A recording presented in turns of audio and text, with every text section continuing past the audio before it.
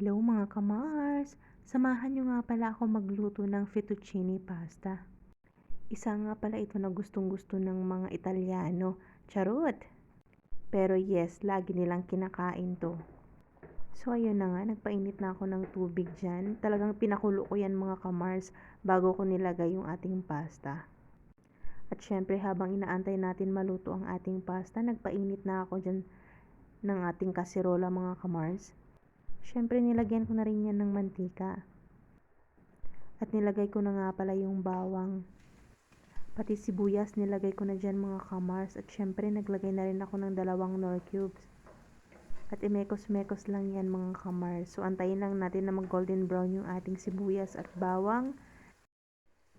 Syempre isusunod na natin yung ating karne ng manok mga mars. So ang ginamit ko nga pala dito is breast chicken. Mas maganda kasing gamitin guys sa pasta pag walang mga buto. Kaya nga breast chicken yung ginamit ko.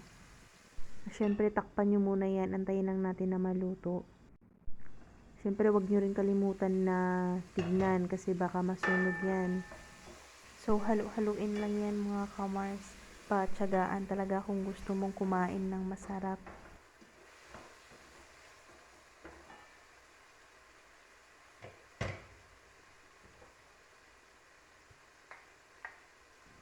At ayan na nga mga kamars, naglagay nga pala ako dito ng paminta.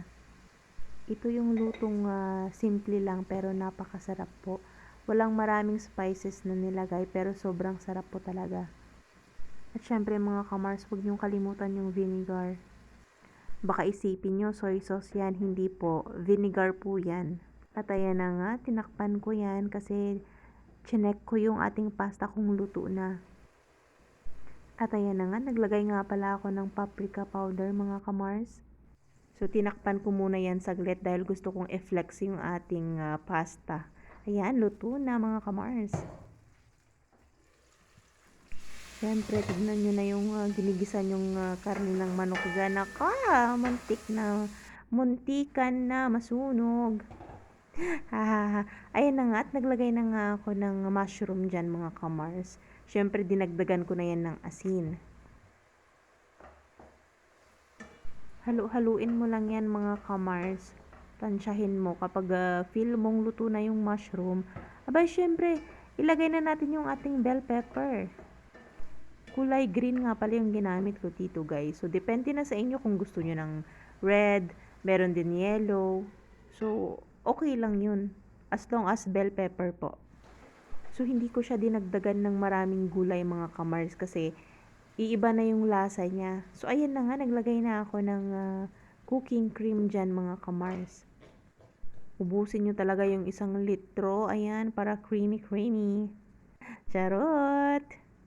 At syempre, dinagdagan ko rin yan ng konting fresh milk. Konti lang mga kamars. At syempre, mekos-mekos lang yan. So, after ng mekos-mekos mga kamars, pakuluin natin yan. So, hayaan lang natin na kumulo yan mga kamars. So, takpan lang muna natin yan. Syempre, bubuksan natin yan. I-check natin kapag okay na. At naglagay na nga pala ako dyan ng parmesan cheese. Kahit walang cheese yan mga kamars, masarap pa rin yan. Pero dahil nga gustong-gusto ko ang parmesan cheese, ay bay naglagay ako dyan.